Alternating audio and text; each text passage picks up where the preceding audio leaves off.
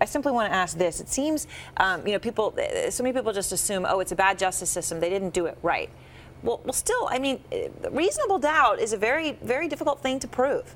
And it has never been, that's a matter, it's a subjective comment. It's not as if everyone knows exactly what happened that night. They don't.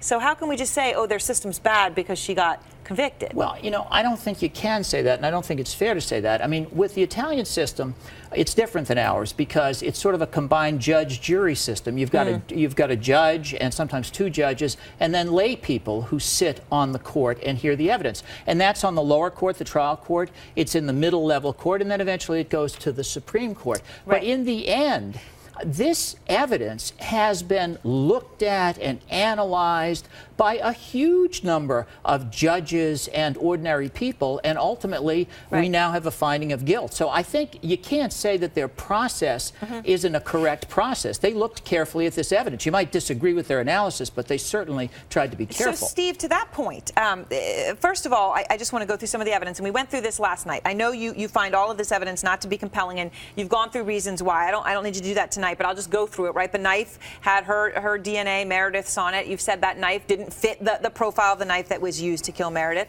There was a bra clasp that you believe was tainted, a false confession, a bloody footprint that may have belonged to Sollecito, and a homeless man who said he saw him. That was some of the evidence, and you've explained away a lot of it. But can you really explain away all of it? Is there a little tiny part in your mind where you don't know? No, there's no part of me that doesn't know. And by the way, I do respect Mr. Callan's experience with prosecutions. I'm a prosecution guy at heart. But it is not that I simply disagree with this bad evidence. As Mr. Callan will tell you, there are rules of evidence.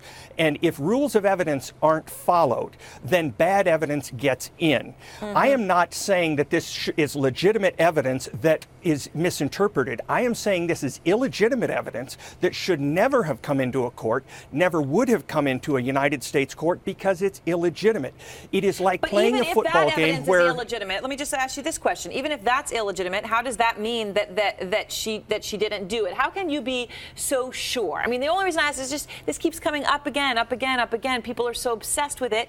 And if they were 1,000% sure, I don't know that they would be obsessed with it. It's because there's always a little question.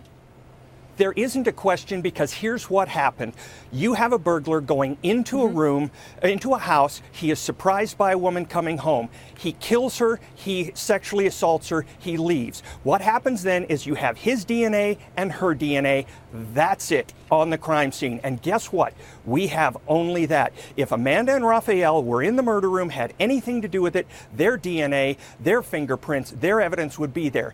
Absence of evidence is evidence of absence. Are you saying the burglar is Rudy Goudet, the guy who's in jail now?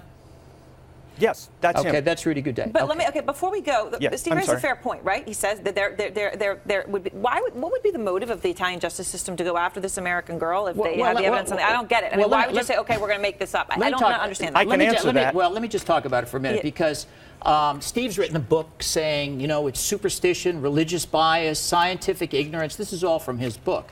I look at the system and say, they don't charge just an American girl. They charge an Italian national, Sollecito. They charge a man from the Ivory Coast with the thing, and they charge an American girl. Okay, now, why do they single out all of these people for a crime that at least two of them, they didn't commit? Let me say one other thing about the case that's really strange, I think, in terms of Steve's approach. Why is everything wrong in this case? The confession's wrong, the DNA's wrong, the knife is wrong, the motive is wrong, the prosecutors are corrupt, and they're all ignorant, superstitious idiots. That's a little overreaching. Right. I've tried murder cases. I've never seen that. Final word, Steve, reply. The week before the murder, Rudy Goudet, the burglar, was arrested in Milan for a burglary. The police in Perugia asked the police in Milan to release him without charges, give him his knife back, and send him back to Perugia. The only reason to do that is that he's a police informant. A week later, he murders a woman, and the police in town say, oh my God, we got a guy out and he's killed a woman. How do we save our butts now? That's what this is all about. And they got the Supreme Court of Italy involved in this conspiracy.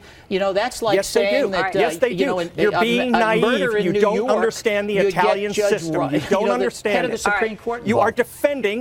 defending something you don't understand.